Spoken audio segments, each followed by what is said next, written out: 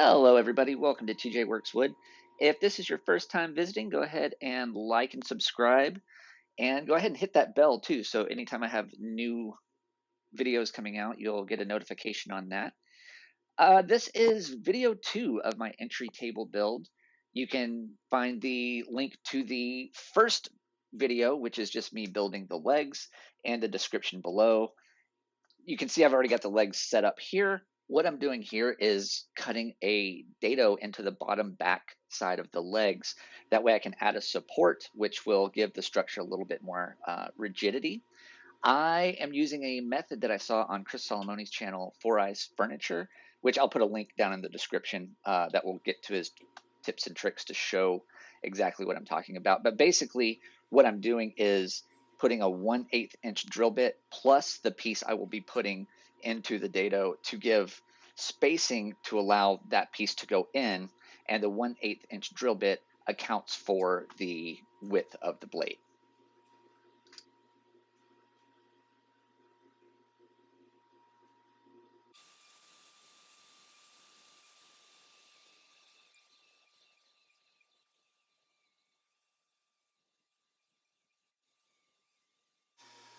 Now, when I cut dados like this, I never cut it all the way until I've done a fit test. And the reason I do this is just to make sure that it is going to fit and there's not too much slop, because I like to sneak up on the fit and just make very, very small cuts and keep testing and fitting and testing and fitting. And that way it's the perfect fit and there's no loose slop to it. And it also looks better if it's just fits perfect.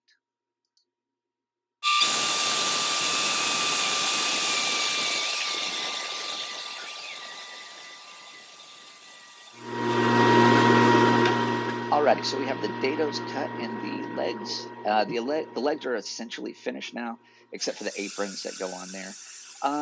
Right now, what I'm doing is working on the tabletop. I didn't include the panel glue up for the tabletop for two main reasons.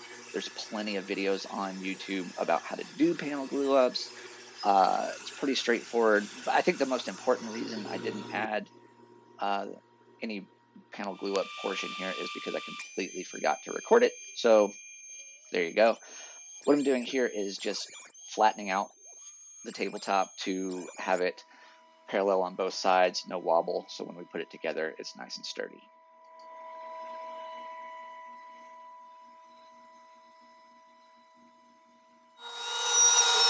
All right, let's go ahead and cut this thing to length. I'm cutting it to a specific length so it custom fits into a little alcove at the bottom of my stairs near the entryway. It should look pretty nice, just fitting nice and tight in that area. Alrighty, since I do not have a Festool domino, I am going to be using Dowel Joinery to connect the front and back aprons to the legs. Anybody want to donate a Festool domino or the funds to get one? Let me know. I am more than willing to take you up on that offer. But as you'll see, I'm going to use Dowel Joinery for the front and back, and then also to connect the legs and the aprons to the tabletop. I'll discuss that a little bit later on.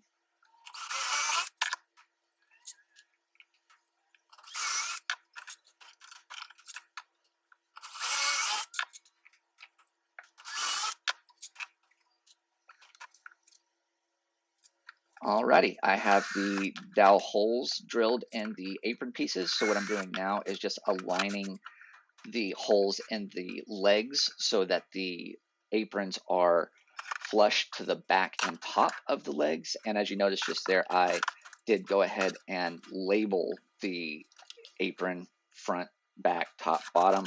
That way, when I'm putting it all together, everything is perfectly lined up.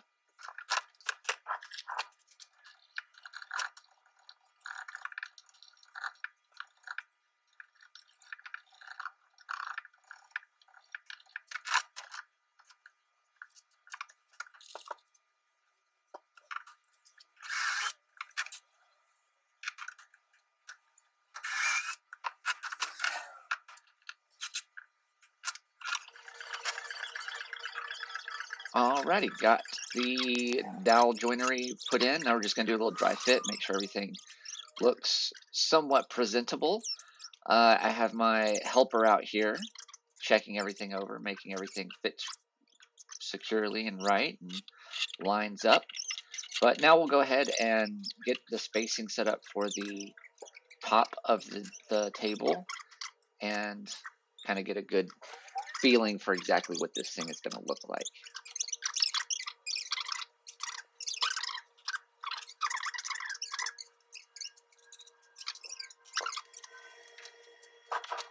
All right, now we're going to prepare the aprons and legs for the tabletop connection, and we're going to use dowel joinery here as well.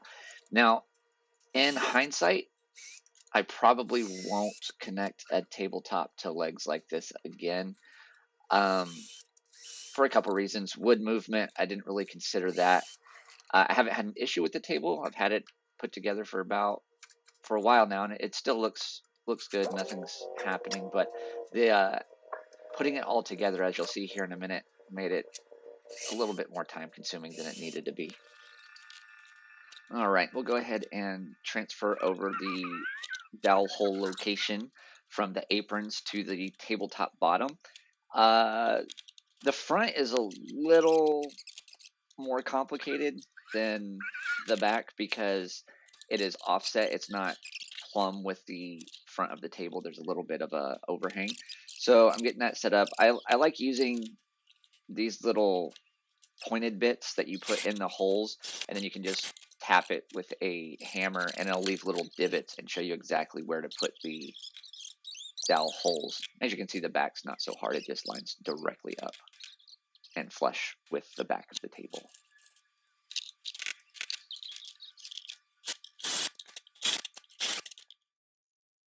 I actually captured on film me cleaning, which is a rarity in my shop, so I thought I'd add it. Now what we'll do here is just kind of give the table a nice look. Just put a chamfer on the bottom and a smaller chamfer along the top. Just gives it kind of a more modern feel, I think. And sand, sand, sand. Get everything relatively smooth. This isn't the final sanding, but just kind of getting everything prepped to put together. So, more talk about dowel joinery. It is great when using it for stuff like this, putting the aprons on, connecting it to the legs and everything. But the problem that I ran into was aligning the tabletop with the dowels. So this is probably the main reason I won't be doing this again. This joinery method of connecting the base to the top. I also didn't drill the holes quite deep enough, and I get the wise idea to just kind of freehand the holes here in just a second to try to make them deep enough. And as you will see when I go over here, I drill in, and then look at that, drilled right through the tabletop. So that was a mistake, and I'll cover fixing that in just a few moments. But again, like I said, probably not going to be doing dowel joinery for tabletop connections again.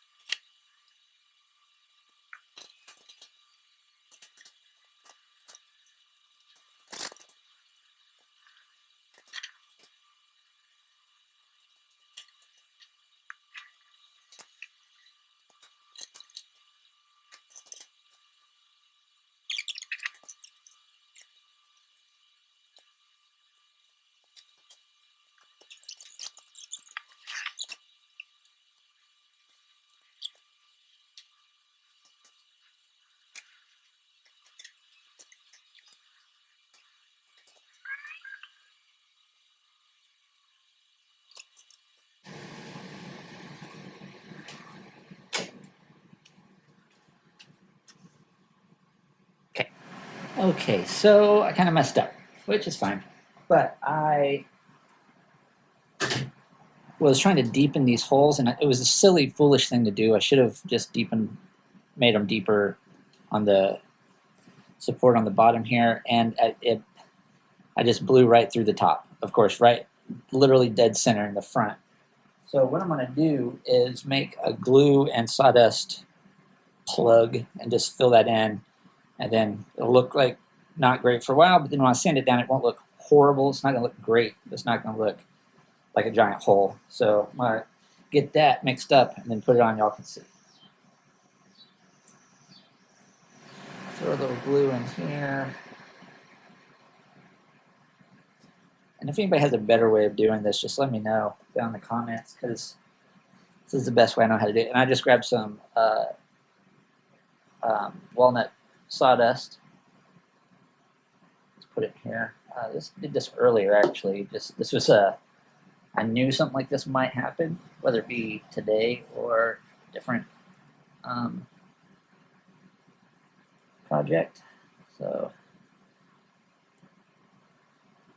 yeah, let's scrape all this glue. I think I put too much glue, not enough sawdust. I don't know. Anyway,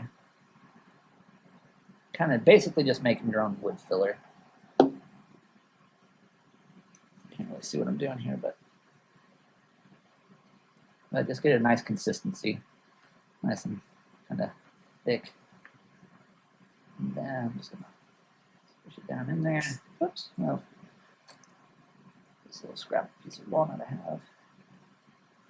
I'm just gonna lay it on pretty thick, actually. Make sure it's like pushed down in there.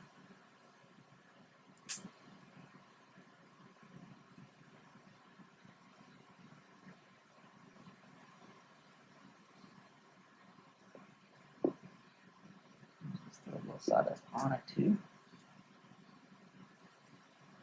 And then what I'll do is I'll come back tomorrow and sand this down. So is it gonna look great? No. Is it gonna look horrible? I mean, maybe, but that's okay. So it's the next day. It's dry. Looks really nasty. It's really rough, but we're gonna sand it. It should look pretty good afterwards. All right, here we'll just get everything ready for the final sanding.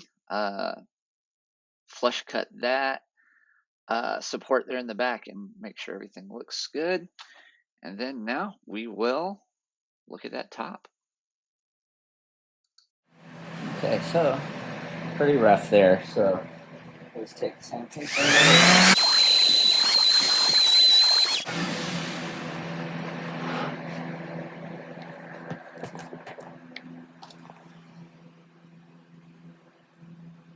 So, right here, turned out pretty good. Can't really tell. Do what we can, you know. All right, so let's get the final sanding down, get this thing smoothed and prettied up. And once we do that, then we'll take it out, get it coated, and then set it up.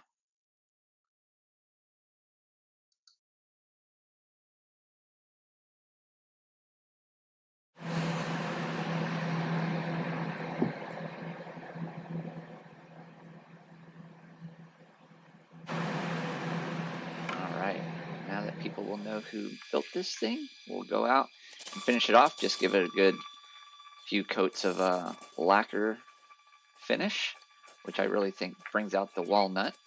But I'd like to thank everybody for watching. Go ahead and like and subscribe. I really appreciate it. Leave me any comments. Tell me what you think. Hit the bell, and that way when I put out new videos, you'll see them. All right, until next time, thanks for watching.